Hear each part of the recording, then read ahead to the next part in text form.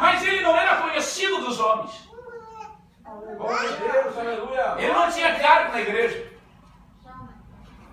Ele não andava no meio das multidões. E ele não era um galã de Hollywood. Ele tinha 80 anos. Mas aqueles 80 anos que ele tinha, foi 80 anos dando glória a Deus e aleluia. Foi um homem que colocou o seu temor em Deus, guardando a palavra de Deus e os seus mandamentos, observando que Deus mandava que ele então viesse examinar para que a alma dele fosse alcançada. A Bíblia diz então que o Espírito Santo revelou para Simeão: olha, Simeão, tu não vai morrer enquanto não ver o Cristo vivo. E a Bíblia diz que veio a revelação de novo do Espírito Santo. É interessante isso, maravilhoso. Por quê? Porque quando o Espírito Santo de Deus é dado para alguém, junto com o Espírito Santo vem as qualidades, as faculdades do Espírito Santo, que muitos atribuem como um dom. E tem gente que diz: irmão, eu tenho o Espírito Santo e não tenho dom. Você não entendeu. Quando o Espírito Santo de Deus vem sobre a vida de alguém, não tem como não vir com ele as suas faculdades, que é o dom do Espírito de Deus. Glória a Deus. É por isso que tem crente que ainda está morrendo na igreja, porque não conheceu a palavra. O Senhor disse, falou no livro de Oséias, disse: meu povo erra por falta de conhecimento. Não é por falta de comida, não é por falta de água, não é por falta de pão, é por falta de conhecimento. Aleluia. O livro do profeta Isaías diz que nos últimos tempos muitos correriam atrás, não de pão, teriam sede não de comida, ou sede não de água, e fome não de comida, mas teriam sede e fome de ouvir a palavra de Deus. Isso é complexo, não é? De ouvir a palavra. Desde o princípio da criação nós estamos ouvindo falar da palavra. Não estamos? A palavra de Deus está sendo falada, não pregada, está sendo falada nos quatro cantos da terra. Irmão, quando a palavra ela é falada, você escuta. Quando a palavra é pregada, existe conversão e transformação. Aleluia. A palavra está sendo falada. Por que o livro do profeta Isaías diz que nos últimos dias muitos, então, terão fome, não de comida, e sede não de bebida, mas de, então, se ouvir a palavra. Por quê? Porque a mensagem que eles pregavam não era uma mensagem dada pelo Espírito Santo de Deus. Glória a Deus. Isso, tinha esses fariseus, doutores da lei, que usavam a mensagem, usavam o texto dos livros dos profetas, isso mesmo, para enriquecer, como tem uma pilha por aí nos dias de hoje. Não vai mudar isso, só vai piorar. Então eles faziam isso, o povo estava sedento, ia até a casa de Deus, para ouvir o quê? Para ouvir uma palavra de Deus, mas o sacerdote ia dando palavra, que ia só trazendo benefício para eles próprios, e não sustentava, não alimentava, não matava a fome que estava na alma de cada pessoa que entrava dentro da casa de Deus, para ouvir a palavra do Senhor e ser alimentado para a sua casa. O Senhor disse: vai ser um dia que o povo vai ter que correr atrás. Não vai ter comida em casa, vai ter água boa em casa, mas eles vão estar com fome de ouvir alguém que pregue a verdadeira palavra de Deus na minha casa. Aleluia! A Bíblia diz que Deus encontrou esse homem, como Deus encontra a senhora, encontra o irmão. Quando nós realmente estamos fazendo justiça diante de Deus e somos tementes a Ele, unicamente a Deus. Temor a Deus. As pessoas estão confundindo muitas coisas relacionadas à Bíblia. Tá bom? Eu já escutei muita gente dizer: irmão, se você é temente, se você teme a Deus, se você obedece a Deus, você vai ser sujeito às demais pessoas. O que é isso? Eu não sou sujeito às demais pessoas. Você é equivocado. Aleluia. Você é equivocado. Glória a Deus. Aleluia. Se eu sou temente a Deus, se eu respeito a Deus, eu vou fazer a vontade de Deus.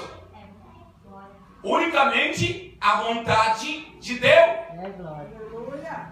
Vamos, tu não vai ser sujeito às pessoas? Claro que eu vou ser. Se eles também fizerem o que eu estou fazendo. Se eles não fizerem o que eu estou fazendo, eu não vou me sujeitar a essas pessoas. Eu não posso me sujeitar a alguém que não está servindo o mesmo Deus que eu sirvo.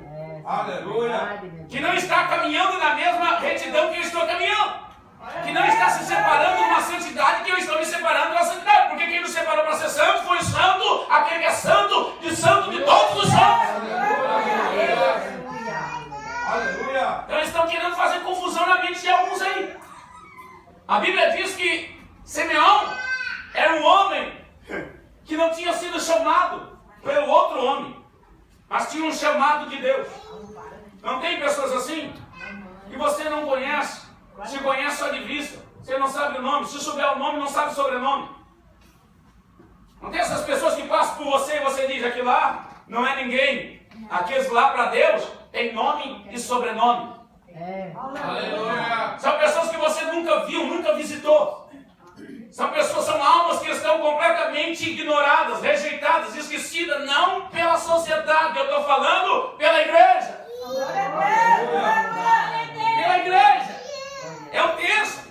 A Bíblia diz que esse homem estava dentro do templo, ninguém conhecia ele. Ele ia num período, num horário de oração. Sim, ninguém dava atenção. Ele era uma pessoa fantasma. Por quê? Porque os que chamavam atenção eram os engravatados. Glória a Deus. Hein? Os engravatados, não é assim hoje. Quando chega os engravatados na igreja, ele até achar um lugarzinho melhor. Chama atenção, mas de Deus não chamava atenção. E a Bíblia diz que Simeão, ele fez isso por 80 anos. Sabe o que é isso? Quem tem 80 anos aqui, levanta a mão. Meu irmão tem 80 anos.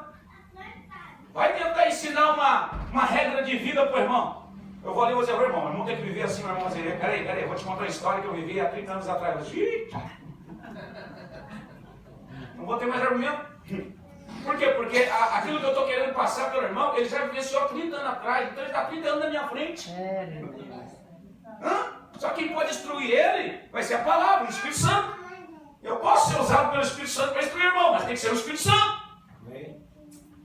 A Bíblia de Simeão estava 80 anos dentro do templo, servindo e adorando a Deus. E Deus o achou.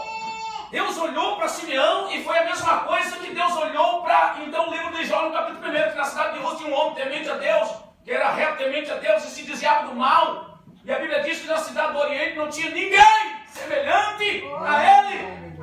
Aleluia.